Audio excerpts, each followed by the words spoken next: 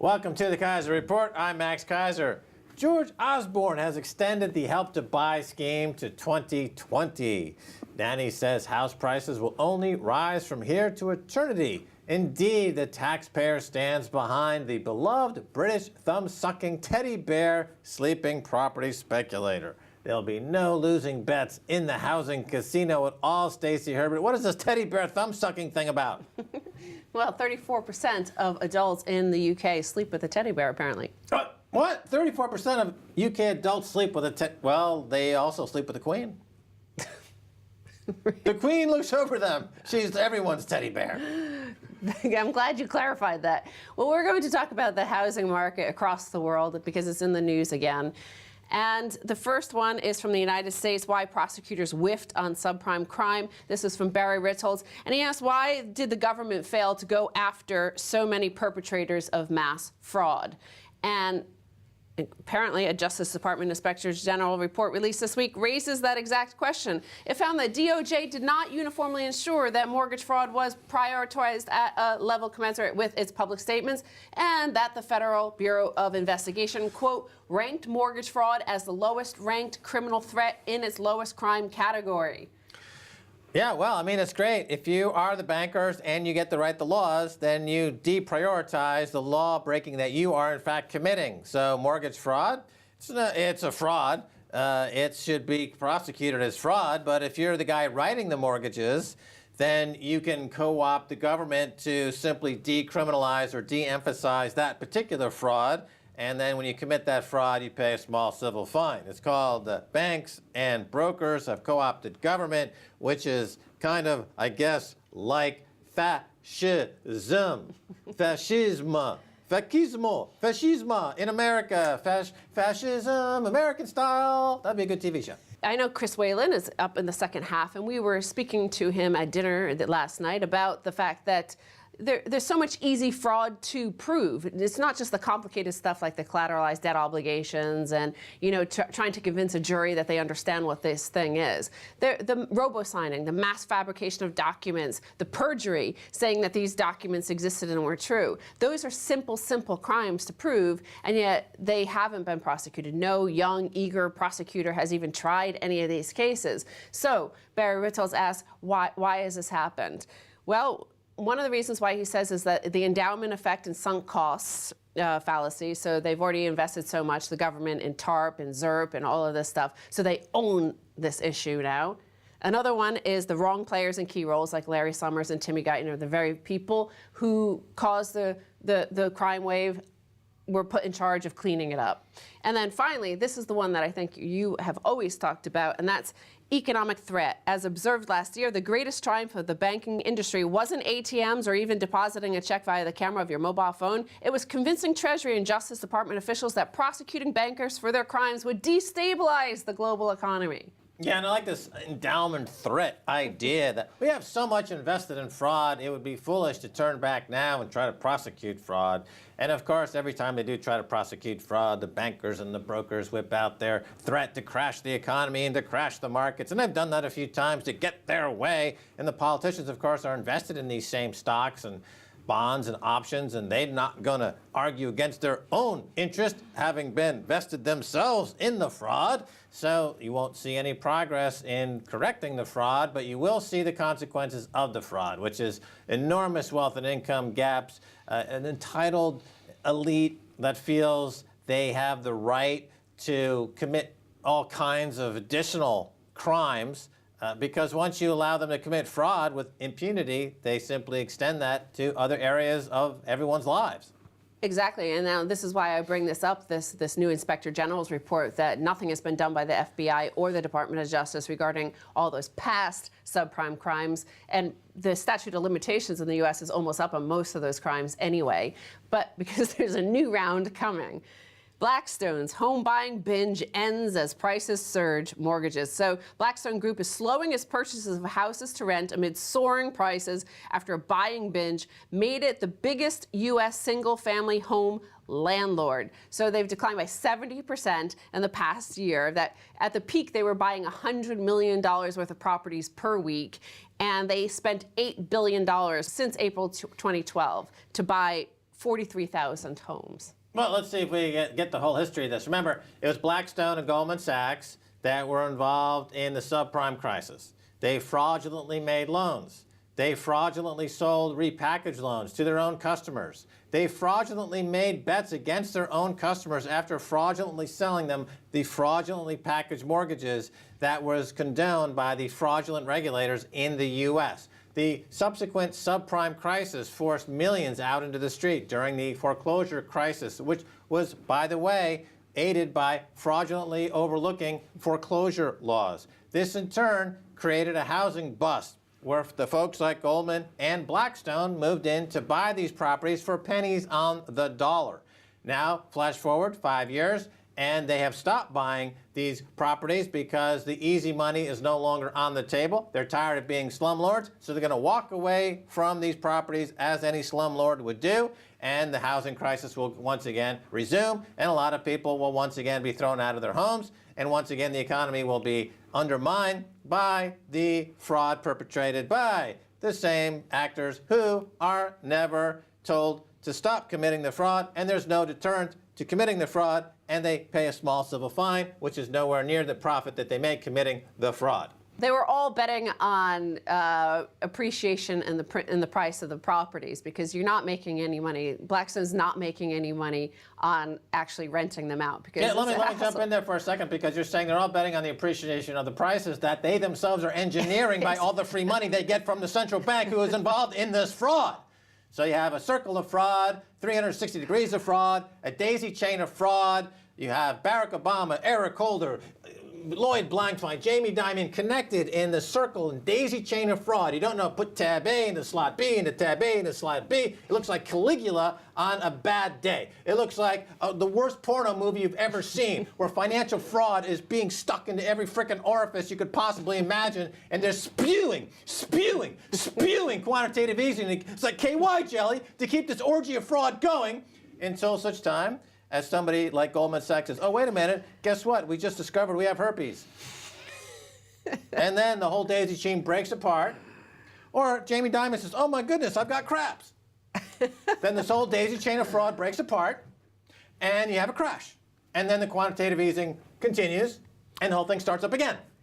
Well, how they're planning on flipping it, of course, is subprime again, because subprime is back. It's called something different. It's now called another chance mortgage or alternative mortgage payments.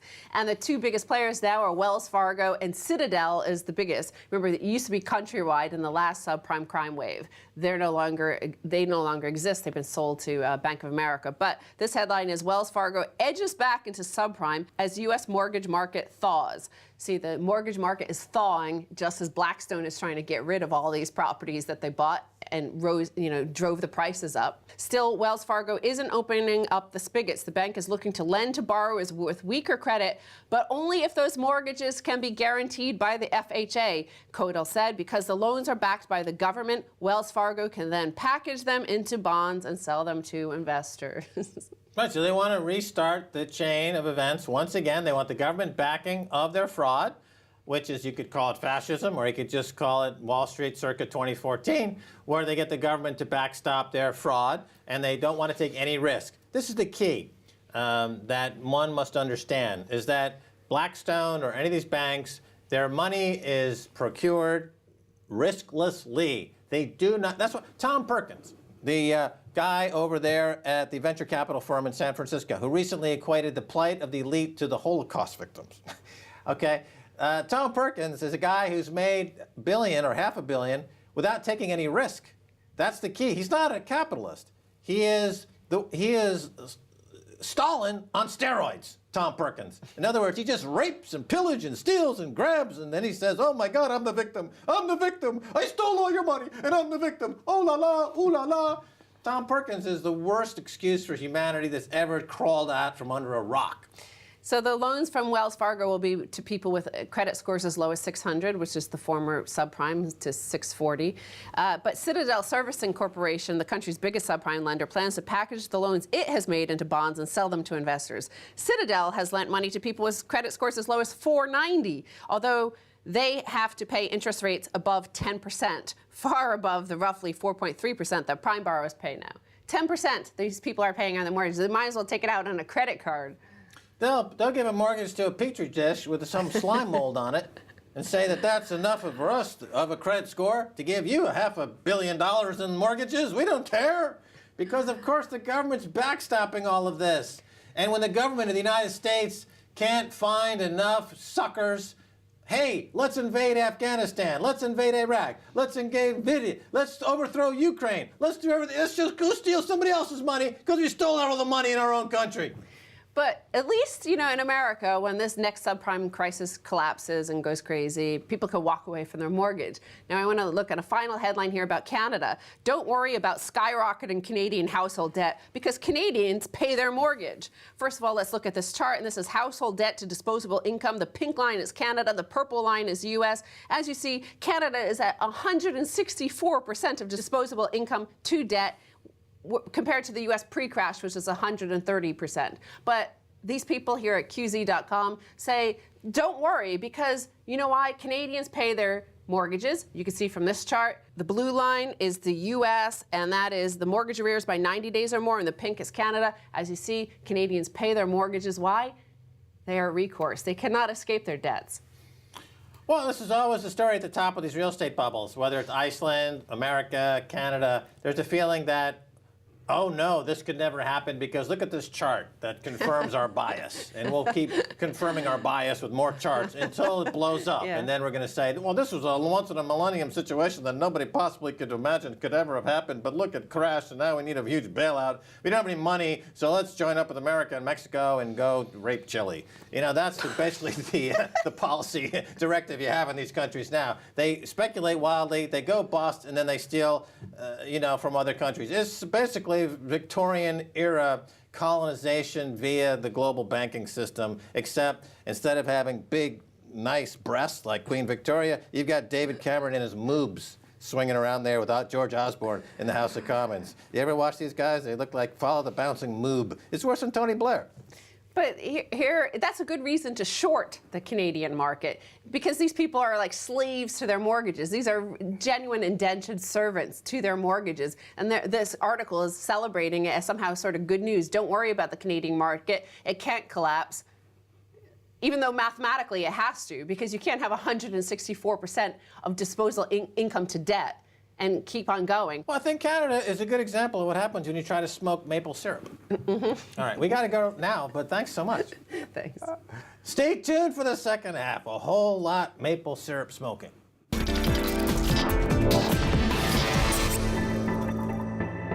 Welcome back to the Keiser Report. I'm Max Keiser. Time now to return to our conversation with investment banker Chris Whalen. He's the co-author of a new book out later this year called Financial Stability, Fraud, Confidence, and the Wealth of Nations. Chris Whalen, it's time for part two. Great to be back, Max. All right, Chris Whalen, in the title of the book, you make a reference to Wealth of Nations. Okay, Adam Smith's 1776 classic of liberalism, economics. Do we currently have a system that Adam Smith would recognize? In some respects, yes. You want to keep the great wheel moving. What great wheel? Well, that was Adam Smith's descriptive. In other words, it's a great wheel of commerce and finance. And the reason that the Fed and the other central banks printed all this money over the last few years, they didn't want the wheel to stop. That's really the simple way of looking at it. He warned against people colluding, you know, in moral sentiments. That's right. And when you have groups like the Davos or Bilderberg or these other big confabs, these are obviously opportunities for these guys to collude, isn't it? Well, it is. Adam Smith was the means by which we democratized credit. We opened the game up. We took money away from the king. So let's talk about another piece of the puzzle here, because during the banking crisis, there is this idea of the whack-a-mole, where a lot of the bad debts would end up back on the Fed's balance sheet and back on J.P. Morgan's balance sheet. Remember, Lehman Brothers famously did the Repo 105 scandal, where they took the bad debts and they put it next door to the bank they didn't tell the regulators about. Then the regulators would leave, and they put it back on the Lehman books. Well, that's right. And it was fraud because they pretended to sell it to someone else, but ultimately they were still responsible for it. Citigroup all of those off-balance sheet vehicles came rolling back when the investors didn't want them anymore, and suddenly they had to put capital underneath them. Right, so that was the definition of that fraud, is that they were, what the definition between a sale was and not a sale was. So they go into the minutia of the details. It's a repo, and it's not really a sale, but it's maybe a sale, and this guy's maybe holding in the collaterals over there. And we talk about this in our book. We get into the ancient antecedents of this. Louis Brandeis, the great Supreme Court justice, who really defined this in the mid-1920s. Nobody thinks about this anymore. But we're going to talk about it right now, because there is a whack-a-mole candidate in the global, or the United States economy anyway. Right. And that whack-a-mole candidate that's sitting on a toxic pile of risk is Puerto Rico. Puerto Rico, yeah. All right, now, so Puerto Rico is the new Lehman Brothers, potentially. Well, it's a state, it's a sovereign entity affiliated with the United States, has way too much debt, not enough economic activity, and they're kind of limping along, but it's pretty obvious that they're either going to need to restructure, which is something nobody wants to talk about, or you could actually see a default under the canopy of the United States. Now, is there going to be a ripple effect? Well, I think so. You know, the funny part of it is that most people don't realize that Puerto Rico is part of the Second Federal Reserve District, the New York Fed. I had no idea. And the Puerto Rican banks repo all of their bad debt to the Fed of New York, so they actually own it. And the Fed of New York is really the key in the central banking system. There are 12 of the satellite branches of the Federal Reserve System, and they comprise the Federal Open Market Committee, and the chairman is the Fed in Washington, he's the head, but then the New York one is really the guy who runs is Dudley, and he's got a position for life. No, he doesn't have a position for life. That would be a disaster. He's been there a while. He has. It seems like a life. It does seem like a life, yes. Is Jamie Dimon still on the board of the New York Fed as well as running J.P. Morgan? No. He's not. He was. Yeah, he was. But they... Well, it was set up that way. It was set up to be an appendage of the banks. Any conflict there, you think? Yes, you think very much so. Okay, so Puerto Rico is part of that system, and potentially they're sitting on a lot of crap that's going to blow up. Well, they don't have enough income to service their debt. That's the simple way of looking at it. Because now again, referring to my days on Wall Street, you know, you sell tax-free bonds to people. That's right. And they're rated by Moody's and Fitch, and they get AA or AAA, and then the interest rates are commensurate with the rating. And one of the bonds, municipal bonds, people would buy is the Puerto Rico, double B, 6%ers, you know, of O, whatever. And so a lot of retail people, a lot of retail brokers, the retail market, buying these tax-free or tax-advantage Puerto Rico bonds. As a result, this island of Puerto Rico has a huge amount of debt now, right? They do. They, much like the United States, they have been putting off the day of reckoning by borrowing. They don't have enough activity on the island to cover all of their expenses, so they go out and they borrow in this advantageous debt market. And unfortunately, they're at the point now where they really can't borrow anymore. Right, so they're going to, you think, default? Well, I think either that or they're going to have to go to Washington hat in hand for bailout. Nobody wants to focus on this right now, as you can imagine.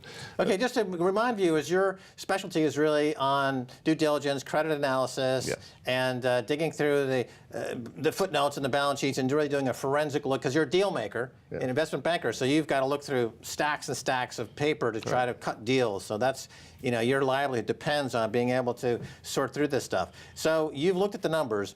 Puerto Rico looks like it's going to go belly up, essentially. Too much debt. Too much debt. So, but my question again is... And they can't raise taxes. There's no obvious source of income to fix this. The federal government has been quietly pushing money under the table to Puerto Rico over the last few years. They have? Oh, sure. But the numbers are now so big that they can't make it work that way. Do they get any copyright residuals for West Side Story, the musical? No, I don't think so. The Puerto Rican gang was either the Jets or the Sharks. I think they were the Sharks. They should be getting a copyright residual. That could keep the island afloat, and they could be dancing all day long. I want to come to the debt-burdened Puerto Rico. Could be a new musical. Get Stephen Sondheim. You could write it could be West Side Story Part 2, The Default. Well, it would be interesting to see Barack Obama selling the bailout on Capitol Hill. Dancing up and down the Capitol stairs with the Sharks and the Jets. I think I'd pay $5 to see that. With his Treasury Secretary Jack Lew, who no one ever sees. Yeah, what Jack Lew, he replaced, of course, Timothy Geithner. Timothy Geithner, who was all over the news for years. Yes. This guy Jack Lew is the invisible man. How come? I think they want it that way.